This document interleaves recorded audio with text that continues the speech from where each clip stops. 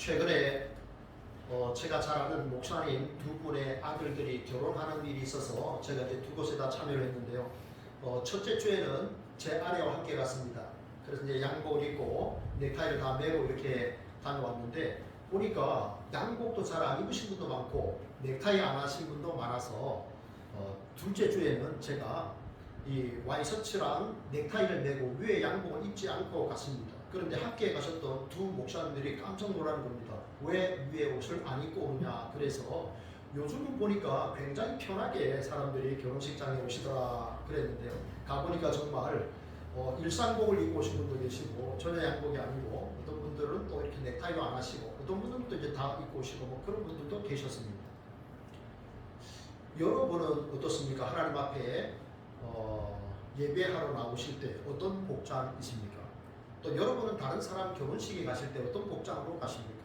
우리가 하나님 앞에 예배하러 나올 때 우리의 복장은 어떠해야 되는가 하는 생각을 또 하게 됩니다.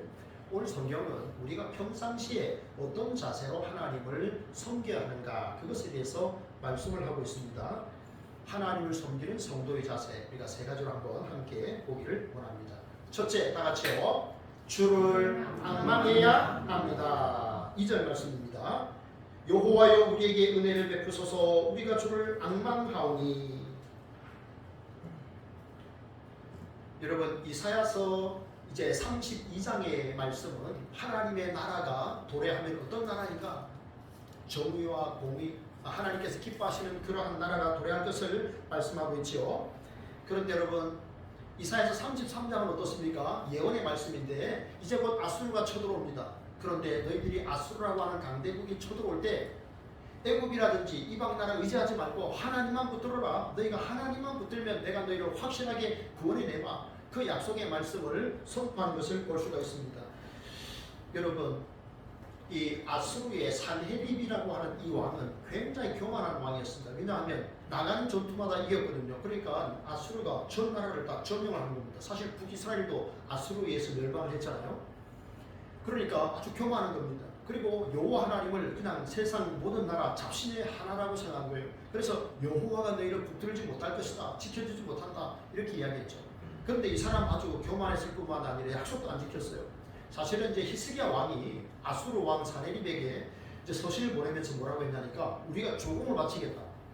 우리가 왜 과거에 보면 중국이 많이 쳐들어오면 이렇게 조공을 바치고 막 그러잖아요. 사람도 많이 보내고 그러잖아요. 우리가 이렇게 조공을 바치겠으니 우리나라 침략하지 마시오. 그래서 아수르 왕 사네립이 그럼 침략하지 않겠다라고 서로 이제 언약을 맺은 거예요. 그런데 이 사람이 BC 701년에 쳐들어온 겁니다.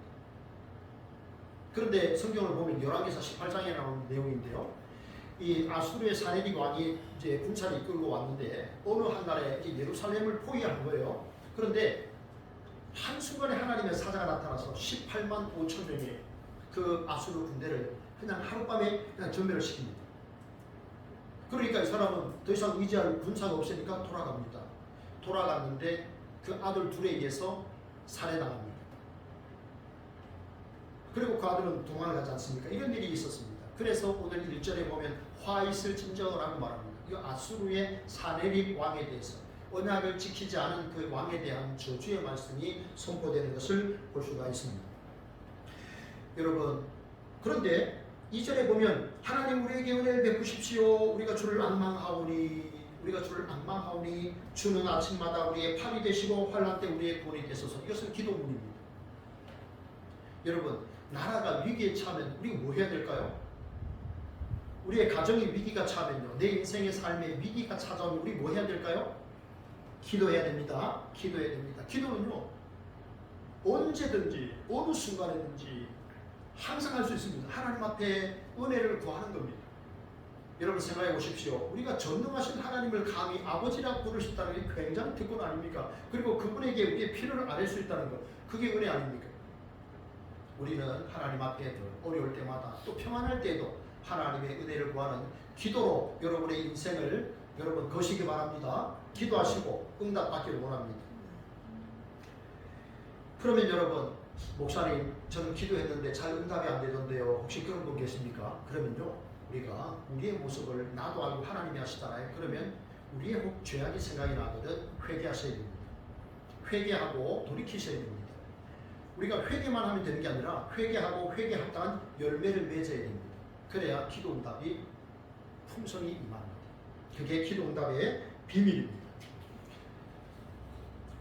여러분 학생이 있지 않습니까? 이제 하나님 공부 잘하게 해주세요. 이런 크리스찬이 있잖아요. 그죠? 하나님 공부 잘하게 해주세요. 그럼 어떻게 될까요?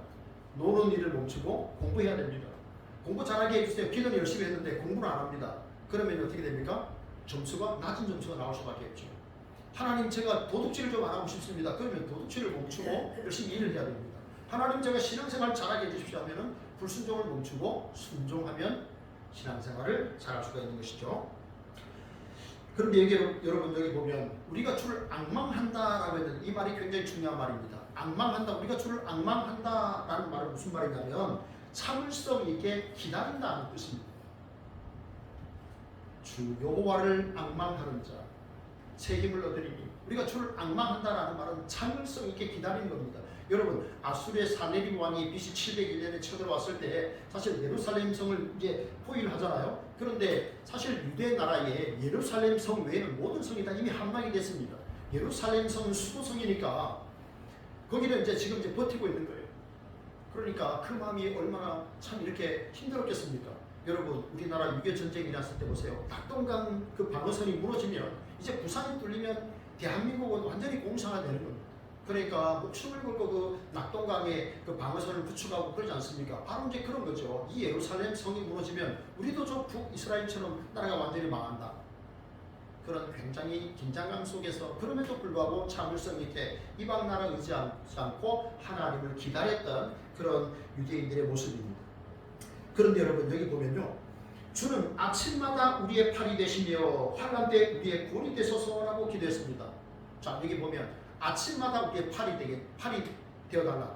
팔은 능력입니다. 하나님의 권능을 말하는 거죠. 그런데 왜 아침마다 우리의 팔이 되어 주십시오라고 했을까요?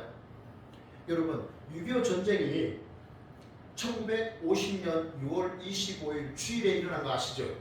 예, 근데 주일에 전쟁을 일으켰던 나라가 역사적으로 다 패망했다는 것도 여러분 아십니까? 그런데 여러분 몇 시에 쳐들어왔을까요?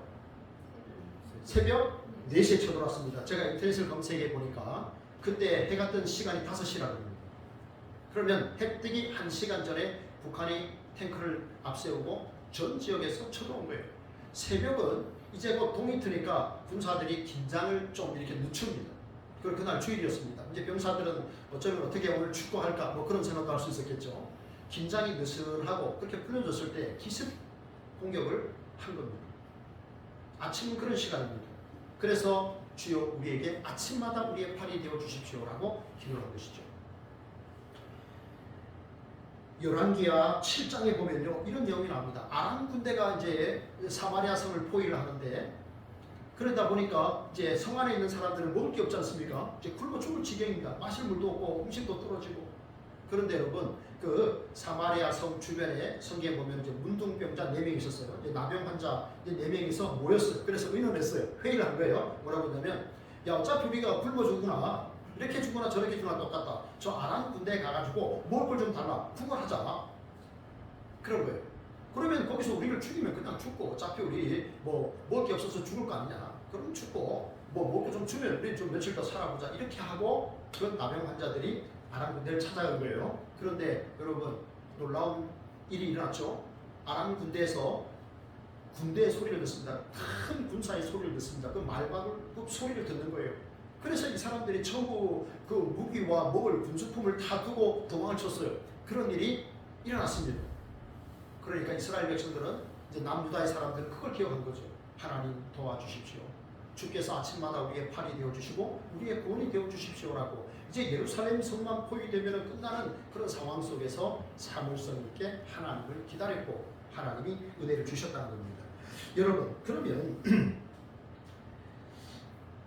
하나님 앞에 우리가 참 굉장히 다급해질 때가 있잖아요. 그럴 때 막 사람에게 막 연락하고 막 이렇게 하고 싶은 마음 들 때가 있잖아요. 그럴 때도 여러분 오늘 성경이 말씀하는 것처럼 여호와를 앙망한다. 참을성 있게 하나님을 기다린다라고 했는데 하나님을 여러분 끝까지 기다릴 수 있기를 원합니다. 자 여러분 솔로몬이 하나님 앞에서 기도하는 장면이 나오죠. 솔로몬이 하나님 앞에 1천 번제를 드리고 이제 하나님이 나타나셨을 때 내가 너에게 무엇을 줄고 너의 소원을 말해보라 했을 때 솔로몬이 뭐라고 말합니까? 하나님 나에게 지혜를 주십시오. 이게 분별력입니다. 그래서 이 많은 사람들을 잘 좀 통치할 수 있게 해주십시오 라고 했을 때 하나님께서 뭐라고 말씀합니까? 너의 기도가 내 마음에 맞았다. 그래서 네가 원하지도 않았던 부귀영화 장수의 복을 너에게 준다 그랬습니다. 여러분, 참을성 있게 이스라엘 백성들이, 그 유대 사람들이 예루살렘 안에서 오직 하나님의 은혜와 능력만 구하고 있으니까 하나님께서 그들에게 놀라운 은혜를 베풀어 주셨죠. 그들을 구원해내신 것을 볼 수가 있습니다. 여러분, 하나님은요 지금도 살아계십니다. 지금도 살아계셔서 여전히 하나님의 일을 이루십니다. 여러분은 확실히 믿으십니까? 하나님께서 하나님의 때에 하나님의 일 하신다. 여러분 믿으십니까? 믿으십니까? 믿으시기 바랍니다. 그러면 믿는 사람들은 뭘 할까요? 기도합니다. 하나님 앞에 참을성 있게 기다리며 주의 은혜를 구하며 기도합니다. 그래서 여러분 놀라운 응답들을 경험하기 바랍니다. 생각해보면 저와 여러분은요 모두 기다리는 사람이에요. 누굴 기다립니까? 저와 여러분은 예수 그리스도의 신부입니다. 신랑 되신 주님의 재림을 우리가 기다리고 있습니다. 여러분, 그냥 시험 날짜 정해지면 가만히 기다리고 있으면 되겠습니까? 시험 날짜가 정해졌으면 지혜롭게 잘 준비해야 됩니다. 주님이 오신다고 내가 다시 오마라고 말씀하셨습니다. 언제 주님 다시 오실지 모르지만 우리가 그리스도의 신부로서 지혜롭게 그날을 잘 준비하셔서 주님 오셨을 때 신랑과 함께 그 혼인잔치에 참여하시는 우리 모두가 다 될 수 있기를 축복합니다. 둘째, 우리가 어떻게 평소에 신앙생활을 잘 해야 되는가? 둘째, 시작. 주를 경외해야 됩니다. 주를 경외해야 된다. 여기 경외한다라는 말이 있는데요. 6절에 보면 여호와를 경외함이 내 보배라 이렇게 말씀합니다. 자, 그럼 경외한다라는 말이 무슨 말일까요? 경외한다라는 말은 존경하는 마음을 가지고 경거망동하지 않는 것입니다. 존경하는 마음 가지고 내가 조심스럽게 하나님을 대하는 겁니다. 여러분, 우리가 늘 하나님의 은혜를 구하죠. 여러분들이 하나님 앞에 나오실 때, 예배하러 나오실 때 여러분 사모하는 마음이 있습니까? 오늘도 하나님 주의 종을 통해서 내게 주시는 말씀을 사모합니다. 여러분 그런 사모함을 가지고 여러분 나오셔야 됩니다. 그리고 여러분 우리가 하나님의 은혜를 사모하면 하나님 은혜 주시잖아요. 우리가 하나님이 누구신지를 알게 되면 우리가 또 하나님을 경외하는 삶을 살게 됩니다. 오늘 성경이 우리에게 알려주시는 하나님의 모습, 첫째는요 지극히 존귀하신 분이다라고 말합니다. 지극히 존귀하시기 때문에 그분이 높은 곳에 거하신다라고 오늘 성경이 알려주고 있죠. 여러분 여기 보면 이제 지극히 존귀하다라는 말은 아주 탁월하신 분, 아주 높은, 우리가 도달할 수 없는 높은 곳에 거하시는 분이다, 그런 뜻이에요. 그러니까 우리가 높은 곳에 거하시니까 우리가 감 대적할 수가 없죠. 하나님에게는 대적자가 없다는 말입니다. 여러분 바흐라는 음악의 아버지 아시죠? 이분 참 많은 그 음악을 작곡하지 않았습니까? 그런데 이분은 제가 설교 준비를 하면서 알았는데요. 항상 자기가 이제 작곡을 할 때 항상 그 앞에다가 JJ라는 이 단어를 쓴답니다. 라틴어인데요. 예수 그다음에 J는 이제 유바, 예수 유바라는 뜻인데 이게 라틴어로 예수여 도와주십시오라는 뜻입니다. 그 다음에 마지막에 작곡을 다 끝낸 다음에 마지막에는 솔리 데오 글로리아라는 말을 꼭 쓴답니다. 오직 하나님께 영광. 많이 들어오셨죠? 솔리 데오 글로리아, 오직 하나님께 영광. 시작할 때는 예수여 도우셔서, 예수 유바, 그리고 솔리 데오 글로리아. 이 사람은 작곡가로서 평생 참 많은 칸타타나 이런 많은 그 이제 음악들을 작곡을 했는데요. 이 사람의 소원은 뭐였냐면 자기의 음악을 통해서 오직 존귀하신 하나님만 높이는, 자기의 음악이 그런 축복의 통로가 되기를 원했던 것이죠. 여러분 음악가는요, 작곡가는 음악을 통해서 하나님께 영광을 돌리고, 목회자는 설교를 통해서, 성도는, 우리 모두는, 저와 여러분은 삶을 통해서 하나님께 영광을 돌려야 됩니다. 직장에서, 가정에서, 만난 사람을 통해서 여러분 존귀하신 하나님의 모습을 우리가 생활 속에서 드러낼 수 있기를 축복합니다. 두 번째, 하나님 어떤 분입니까? 정의와 공의를 땅에 충만하게 하시는 분이다라고 했습니다. 여러분 이제 예루살렘 성에 이제 아수르 군대가 쳐들어오잖아요. 그 성만 망하면 이제 나라가 망하는 입장입니다. 그런 입장인데 그 도성은, 그러면 하나님의 성전이 있었던 그 도성은 그러면 정의와 공의가 있었느냐? 그렇지 못했습니다. 이스라엘 사람들은 이제 타락해가지고 자기의 이익을 따라서 하나님의 정의, 공의 다 무시한 거예요. 근데 하나님께서 정의와 공의를 충만하게 하실 것이다.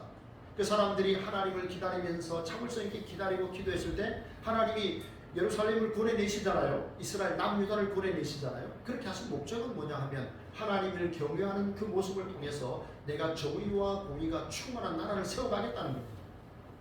여러분, 정의와 공의가 차이가 있습니다. 정의와 공의의 차이점이 뭘까요? 정의는 사회적인 합의에 의해서 만들어진 법입니다. 모든 사람에게 동등한 기회를 보장하고 잘못된 행동에 대해서는 정당한 대가를 치르게 합니다. 이게 사회적 합의입니다. 그래서 과거에 어떤 대통령이 통치할 때는 정의사회구현이라는 말을 많이 했죠. 공의사회구현은 아닙니다. 정의사회구현이죠. 그럼 공의는 뭐냐? 공의는 하나님과의 관계에서 시작이 됩니다. 연약한 사람들을 돌보는 것에 더 초점을 맞추는 것이죠. 그게 공의인데요. 제가 언젠가 유튜브에서 최재천 교수라고 하는 분이 서울대학교 졸업식장에서 학생들에게 축사하는 내용을 들었는데 그분이 이런 얘기를 했어요. 정의와 공의에 대해서 이야기하면서 정의는 모든 학생들에게 똑같이 의자 하나와 책상 하나를 주는 게 정의다. 그럼 공의는 뭐냐? 키 작은 학생에게 높은 의자를 주는 것이다. 키가 작은 학생에게는 높은 의자를 줘야 똑바로 공부를 할 수 있잖아요. 그죠? 그게 공의다라고 했어요. 맞죠? 그죠? 정의와 공의가 그렇게 다른 겁니다. 여러분, 그런데 여러분이 생각하기에 세상 어떤 나라가 가장 정의롭고 공의롭다고 생각하십니까? 미국이라고 생각합니까? 여러분 보세요. 피아노는요. 흑과 백이 조화를 이뤄서 아름다운 소리를 냅니다. 그런데 흑인과 백인이 함께 소리를 잘 내지를 못해. 역시 인종의 갈등이 큽니다. 그래서 여러분 정의와 공의가 온전히 행해지는 나라, 이 세상 나라는 아닙니다. 메시아의 나라입니다. 주님 오실 때 우리가 하나님을 경외하는 삶을 끝까지 살게 될 때 정의와 공의가 충만한 그 나라에 우리가 입성하게 될 줄 믿습니다. 그 다음에 마지막은 이제 평안과 구원과 지혜와 지식을 주시는 분이다라고 말씀합니다. 여러분 이제 곧 전쟁을 치릅니다.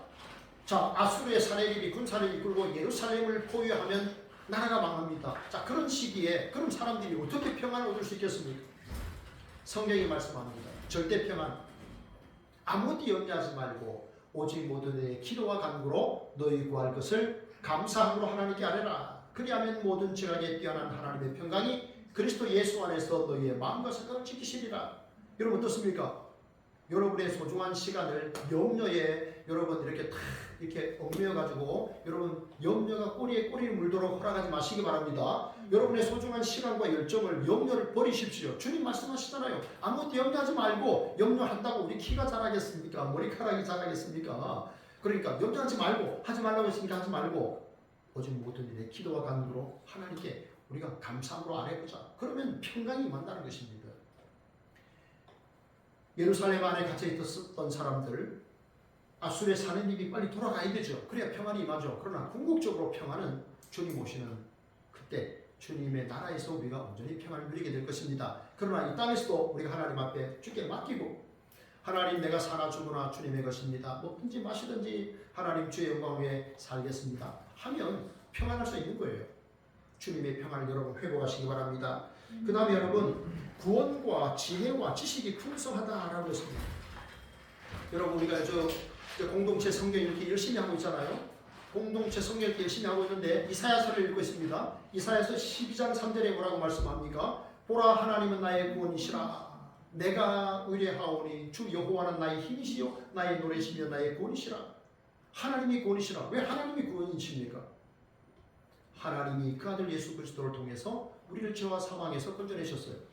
예수님은 죽음 가운데 썩어서 살을 남기거나 뼈를 남긴 것이 아니라 사흘 만에 다시 부활하시고 승천하셨어요. 사망의 권세를 깨뜨리셨어요. 그래서 예수님께서 내가 곧 길이요 진리요 생명이라 말씀하셨어요. 구원의 길이고 진리의 길이고 아버지 하나님께로 가는 유일한 길입니다. 여러분 저와 여러분이 그 길을 위해서 자주 만날 수 있기를 축복합니다. 우리는 주님을 붙들어야 됩니다. 주님이 구원해요. 골로새서 2장 3절을 말씀합니다. 그 안에 예수님 안에라는 말이에요. 지혜와 지식의 모든 보화가 감추어져 있느니라. 우리가 하나님을 아는 지식과 지혜가 가득하기 위해서는 주님을 만나면 되는 거예요. 우리가 세상에 많은 것을 공부 안 해도 주님을 만나서 주님을 알게 되면요 최고의 우리가 지혜와 지식을 얻을 수 있게 됩니다. 여러분 우리가 하고 있는 이 공동체 성경 읽기 여러분들이 부지런히 여러분 아침 저녁으로 참여하시길 바랍니다. 어제 제가요 우리 교회가 지금 공동체 성경 읽기를 수년 동안 하고 있는데 전원이 참석한 건 우리 교회 역사에 처음 있는 일이었습니다. 오죽했으면 제가 두 박이 참여하면 대박이 나겠다고 했겠습니까? 그랬더니 첫째 박이 참여했고 둘째 박이 참여하고 정말 우리 교회 대박이 났습니다. 아마 점심 때 좋은 일이 있을 거예요. 대박이 났습니다. 그렇지 않습니까? 모든 분들이 정말 딱 병원행주가 시작을 했는데 마무리를 두 번째 박 집사님이 딱 마무리함으로써 우리 교회가 설립 이래 최초로 전원이 참여하는 목사로서 얼마나 행복했는지 몰라요. 여러분들 우리가 누굴 만나야 되겠습니까? 그죠? 우리 아이들 오늘 제가 아침에 태워오면서요 성경 읽었냐 하니까 하나님 읽었고 하나님 못 읽었대. 왜 못 읽었냐고 물어보니까요 공부해야 돼서 못 읽었대. 그래서 그래 공부하기 전에 성경을 꼭 한 장 읽고 공부해라 제가 그랬는데 여러분 우리가 참 공부해야 될 게 많잖아요. 그죠? 그럼에도 불구하고 우리는 어떻습니까? 하나님을 만나고 하나님을 아는 지식이 충만함으로 우리의 삶에 평안이 가득하기를 원합니다. 여러분 마틴 루터라고 하는 종교개혁자 알죠? 이분 있잖아요. 어느 날 그 자기 집 앞에 있는 그 나무에 새가 참새 한 마리가 앉았답니다. 그런데 그 참새 한 마리를 보고 큰 은혜를 받은 거예요. 이 참새 한 마리가 이렇게 있다가 저녁에 이렇게 이 참새도 머리라고 그러죠. 옛날에는 참새 대가리라고 했는데 이제 참새 머리가 이렇게 이제 숙이면서 이렇게 참새가 자는 거예요. 그 모습을 보고 굉장히 큰 은혜를 입었대요. 야 하물며 저 미물인 참새도 저렇게 편안하게 잠을 자는데 나는 어째 하나님을 믿는다고 말하면서도 이렇게 염려하며 사는가. 자기의 모습을 회개하고 참새도 먹이 싫은 하나님이신데 하물며 하나님의 자녀인 나를 이렇게 지키시지 않겠는가 그러면서 회개하시고 평안을 얻었다 그래요. 여러분 우리가 주님을 만남으로 평안을 회복하시기를 축복합니다. 평안을 누리시기를 축복합니다. 이제 마지막 셋째입니다. 자 셋째 우리가 하나님을 어떻게 평소에 섬겨야 되는가. 시작. 주를 알고 주 뜻대로 살아야 합니다. 그렇습니다. 13절 보세요. 너희 먼데 있는 자들아 내가 행한 것을 들으라. 너희 가까이에 있는 자들아 나의 권능을 알라. 알아야 됩니다. 주님의 뜻을 알아야 됩니다. 주를 알고 주님의 뜻을 알고 그대로 살아야 됩니다. 여러분 우리가 그런데 하나님을 안다라는 말은 무슨 말이냐면요. 여러분 제가 우리나라 대통령을 알까요? 모를까요? 모릅니다. 몰라요. 제가 미국의 대통령을 알까요? 모릅니다. 왜냐면요 나는 그분의 이름만 알아요. 만난 적도 없어요. 앞으로 우리 트럼프 대통령은 제가 한 20년 전에 미국에 갔을 때도요 대통령을 못 봤어요. 앞으로 이 트럼프를 모험할 확률이 훨씬 많아. 이런 식으로 내가 그분의 이름을 아는 거 이건 아는 게 아니에요. 여기 성경이 안다라는 말은 뭐냐면요 부부가 아는 거예요. 삶을 통해 아는 거예요. 체험적으로 아는 거예요. 세상에서 가장 깊은 알이 부부의 알이지 않습니까? 그렇게 알아가는 거예요. 내가 주님을 안다는 것은 경험적으로 내가 주님을 알아가는 거예요. 그 다음에 뭐예요? 알았으면 주님의 뜻대로 내가 살아가야 되는 거예요. 그것이 한평생 우리의 사명이겠죠. 여러분 저는요 여러분 300시간 기도합시다 해놓고요. 저는 이제 주야로 이제 여기서 머물면서 이제 기도를 열심히 하고 있어요. 열심히 하는데 어느 날 여러분이 언제 오시나 하고 기다리다가 제가 기도를 하기 시작했습니다. 하나님께 기도했는데요. 하나님 제가 사도 바울이 고린도 후서 12장에 보면 그가 상층천에 올라갔다는 말을 하잖아요. 하나님 저도 여기에서 많은 시간에 이 자리에 앉아있는 동안에 신령한 경험을 좀 하게 해주십시오. 하나님 저는 목사로서 이렇게 이제 33살의 목사가 돼가지고 이제 지금까지 목회를 하는 가운데 이런 신령한 경험들 하나님 제가 못하지 않았습니까? 하나님 제가 좀 이번 기회에 좀 신령한 경험하게 해주십시오. 사도 바울도 그 삼층절을 봤다고 하는데 하나님 저도 놀라운 그 영적인 경험 좀 하게 해주십시오. 그리고 사도 바울도 확 떠벌리지 않았잖아요. 그죠? 하나님 그래 저도 겸손해서 하나님과의 관계 속에서만 제가 이 신령한 경험을 갖도록 하겠습니다. 그리고 그 가지 목회할 수 있도록 힘을 주십시오. 기도하고 있어요. 그리고 겸손하게 해주십시오라고 기도를 하고 있어요. 여러분 사람들이 신앙생활하는 게 수준이 다 다릅니다. 우리가 등산할 때 있잖아요. 여러분 최고 높은 산 어디까지 올라가 봤습니까?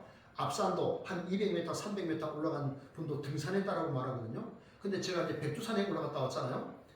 백두산에 올라가면 천지연 폭포가 있어요. 천지연이 아니고 천지연 담수죠. 그 호수가 있어요. 그런데 제가 그걸 보고 깜짝 놀랐어요. 왜냐하면 그 담수량이 우리나라 강원도 춘천에서 제가 군대 생활할 때 그 소양강 댐에 이렇게 외출을 하면 몇 번 가봤거든요. 그 담수량이 29톤입니다. 소양댐의 담수량이 29톤인데 백두산의 그 천지연의 그 호수가 담는 담수량이 25톤입니다. 엄청나죠. 거기서 팍 폭파가 일어나면요. 마그마가 끓는다 그러잖아요. 100년에 한 번씩 지진이 일어난다 그러잖아요. 그 물이 어마어마한 물이 확 어느 순간에 이제 쏟아지면 엄청나겠죠. 그죠? 어마어마한 거죠. 네. 어쨌든 여러분 산 이야기 하다가 그랬는데 200m 올라가신 분도 내가 등산했다라고 말하는 거예요. 3000m 올라가신 분도 등산했다고 말하는 거예요. 7800m 올라가신 분도 등산했다고 말하는 거예요. 그런데 그 수준이 다른 거예요. 200m에서 보는 그 수준과 3000m에서 보는 것과 7800m에서 보는 것은 다릅니다, 여러분. 우리의 신앙 수준도 다릅니다. 어떤 분은 평생 주일날 교회 꼭 가야 돼. 그 수준에서 머무는 거예요. 평생. 어떤 분이 헌금 생활 너무 걸려. 이 11조가 너무 걸려. 평생 이거 해야 돼 말아야 돼. 그래. 어떤 분은요. 주일 성수도 하고 헌금 생활도 해. 그런데 봉사와 교제가 안 돼. 아, 꼭 내가 성도들하고 만나야 돼. 우리 교회 성도들 좀 수준이 낮은데. 그래서 나는 좀 수준이 높잖아. 그러면서 목사 축도가 딱 끝나면 그냥 나가시는 분들. 제가 여러 교회를 거쳐오면서 이제 그런 경험을 합니다. 축도 딱 끝나면 바로 나가시는 분들. 절대로 성도의 교제를 안 해요. 그러니까 봉사도 없어요. 뭐 어떻게 밀대로 청소를 하시겠습니까? 그러나 그래서는 또 안 되는 거죠. 우리는 사도신경을 고백하잖아요. 성도의 교제를 우리가 믿잖아요. 그죠? 성도가 서로 교제하는 걸 믿어야 돼요. 하나님 나라가 우리 그거 하거든요. 예배하고 성도의 교제 나누잖아요. 그 다음에 어떤 분들은 그 신령한 하나님의 나라, 그 영광의 나라를 내가 이 땅에서 경험하게 하시고 어쨌든 하나님의 나라를 널리 세워가는 축복의 통로로 살게 하옵소서. 그런 수준에서도 평생 여러분 신앙생활 하거든요. 여러분, 우리는 어느 수준에서 신앙생활을 해야 되겠습니까? 어떤 곳에서 우리가 신앙생활을 해야 되는지 우리의 모습을 우리가 돌아보셔야 됩니다. 여러분, 오늘 15절의 말씀은요, 하나님을 믿는 믿음 생활 하시는 분의 성숙한 모습이에요. 아까 우리 15절 읽었죠. 오직 공의롭게 행하는 자, 정직한 자, 뇌물 받지 않는 사람, 그리고 악에 가담하지 않는 사람, 이런 사람이, 그런 사람이 높은 곳에 오른다라고 했어요. 여러분, 여기 맨 처음에 보면요, 오직 공의롭게 행한다라고 했어요. 공의는 제가 아까 말했죠. 정의는 사회관계 속에서 협의된 거고, 공의는 하나님과의 관계다. 공의를 행하는 자.